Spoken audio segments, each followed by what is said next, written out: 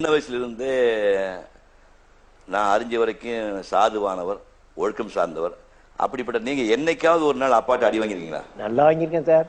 ஒரு நாள் அப்பா ராமேஸ்வரம் பஞ்சாயத்து தலைவராக தேர்ந்தெடுக்கப்பட்ட சமயம் அது. அன்றுதான் பஞ்சாயத்து பிரசிடண்டாக தேர்ந்தெடுக்கப்பட்ட சமயம். அன்று அவர் தொழுகைக்காக பள்ளிவாசல் சென்றிருந்தார்.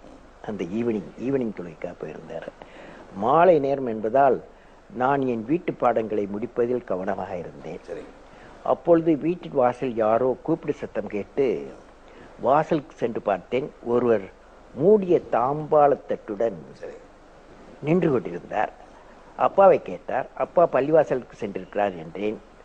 அவர் கொண்டு வந்த தாம்பூலத்தட்டை என்னிடம் கொடுத்து, அப்பா வந்ததும் கொடுத்து விடுங்கள், அப்பா கொடுத்து என்று கூறினார். அம்மாவின் அனுமதிக்காக, அப்பா இல்லை அங்க அப்போ, அம்மாவின் அனுமதிக்காக கூப்பிட்டேன், சத்தம் போட்டு கூப்பிட்டேன். அம்மாவும் தொழுகையில் இருந்ததால் வந்தவரிடம் கட்டில் வைத்து விட்டு போய் சொன்னேன், கட்டில் வச்சுட்டு நீங்க போங்க அப்படின்னு.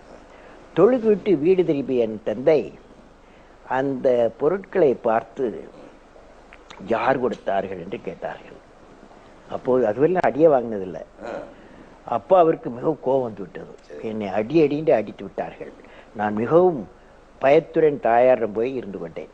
என் தாயார் என்னை அழைத்து சென்று தந்தையிடம் விட்டார்கள். பின் அவர்கள் என்னுடன் ஆதரவாக பேசி சில அறிவுரைகளை கூறினார்கள். என் தந்தை, பரிசு பொருளாக யார் கொடுத்தாலும் அதை வாங்கக்கூடாது, அது பாவம். எதையோ எதிர்பார்த்து வருவது பரிசு, எதையோ எதிர்பார்த்து வருவது பரிசு.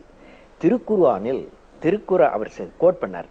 திருக்குர்ஆனில் இருந்து சில வரிகளை எனக்கு எடுத்து காட்டினார்கள். அதாவது, இறைவன் ஒருத்தரை ஒரு பதவிக்கு நியமித்தால் அவருக்கு தேவையான எல்லாவற்றையும் கொடுத்து விடுவார் இறைவன். அதற்கு மேலாக மனிதன் வேறு எதையாவது எடுத்தால் அது தவறான வழியில் வந்து ஆதாயமாகும். இந்த அறிவுரை எப்பொழுதும் எனக்கு வழிகாட்டியாக இருந்தது.